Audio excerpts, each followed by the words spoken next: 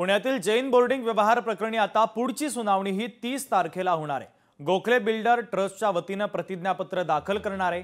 प्रतिज्ञापत्र दाखल झाल्यानंतर धर्मादाय आयुक्त निकाल देणार आहे। त्यामुळे त्या धर्मादाय आयुक्त कोणत्या पद्धतीचा निकाल देतात याकडे सर्वांचं लक्ष लागलेलं आहे। सुनने में आया कि हमारे जो वकील हैं पिटिशनर, उन्होंने अपनी पिटिशन दाखिल की, अपनी बात कही और उसके साथ में ही वहां पर जो है बिल्डर उन्होंने भी अपनी, उनकी जो एडवोकेट है उन्होंने अपनी ओर से कैंसिल की अर्जी दाखिल की और उसके बाद में साथ में जो हमारे ट्रस्टी हैं यहाँ के, जो अभी तक गलत कर रहे थे, वो अपना प्रायश्चित करने के लिए, पाप धोने के लिए उन्होंने भी अपनी कैंसिलेशन की अर्जी दाखिल की है।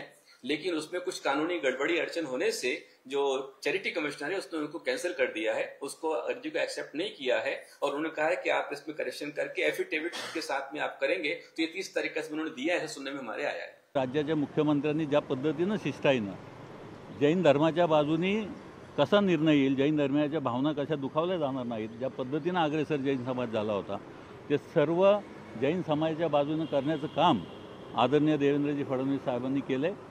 सकल जैन संघाच्या वतीनं, सकल जैन समाजाच्या वतीनं मी त्यांचं मनपूर्वक आभार मानतो, अभिनंदन करतो। कुठल्याही क्षणी येईल, कारण की गोखलेंनी माघार घेतलेली आहे आणि ट्रस्टनी माघार घेतलेली आहे, तर 100% निर्णय हा रद्दबादलचाच आता येईल, काही शंका राहिलेली नाही।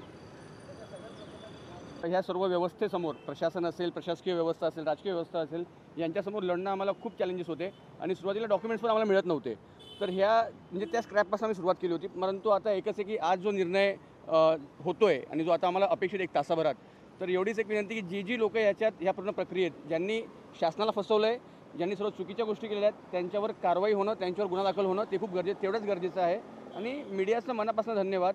आमचे गुरुदेव जे तिथं आचार्य गुप्तीनंदीजी महाराज होते, त्यांच्या माध्यमातून फक्त जैन समाज नव्हता रस्त्यावर, तुम्हाला सांगतो सर्वच राजकीय पक्ष म्हणजे इन्क्लुडिंग काँग्रेस, भाजप, राष्ट्रवादी, शिवसेना, सर्व सत्तेतील पक्ष असतील, विरोधी पक्ष असतील, सर्व सोबत होते एका विचारासाठी। आणि हा सामाजिक प्रश्न आहे, हा फक्त एका ट्रस्टपुरता किंवा एका हॉस्टेलपुरता मर्यादित नव्हता। लोकशाही मराठी ऐका, पहा, जागरूक रहा।